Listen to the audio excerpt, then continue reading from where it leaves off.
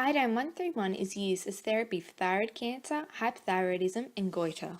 The radioisotope iodine 131 has an unstable nucleus of 53 protons and 74 neutrons and produces two main types of radiation. This includes the emission of beta particles which penetrate less than half a millimeter of tissue, making them effective treatment for thyroid cancer, and also includes a small amount of gamma radiation. Iodine 131 has many medical uses, including the treatment of hypothyroidism, overactive thyroids, and goiter, which is when the thyroid gland is abnormally large. However, one of its main uses is the treatment of thyroid cancer.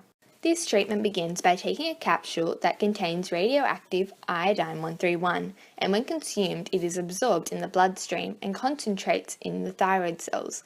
Iodine 131 then destroys the thyroid gland and other thyroid cells, including cancer cells, that take up iodine, with very little effect to the rest of the body. There are a number of benefits from using this radioisotope. This includes the fact that there are no permanent side effects, including dry mouth, pain in the salivary gland, sickness, and nausea after using this radioisotope.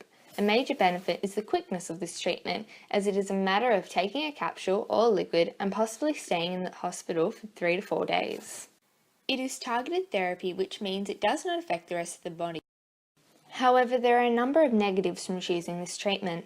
This includes the fact that it is highly likely that most or all of the thyroid gland will be destroyed, which will result in patients having to take thyroid pills to regulate metabolism for the rest of their lives. There also stands a risk of developing cancerous thyroid tissue somewhere else in the body, which then requires another dose of treatment. Large doses of treatment on men decreases their sperm count and could make them infertile. Treatment can also affect women's ovaries, leading to irregular periods for up to a year after treatment. Women are also suggested not to become pregnant for 6 months after treatment to prevent passing on radioactive iodine. Another negative for men and women includes a slight increase of developing leukemia.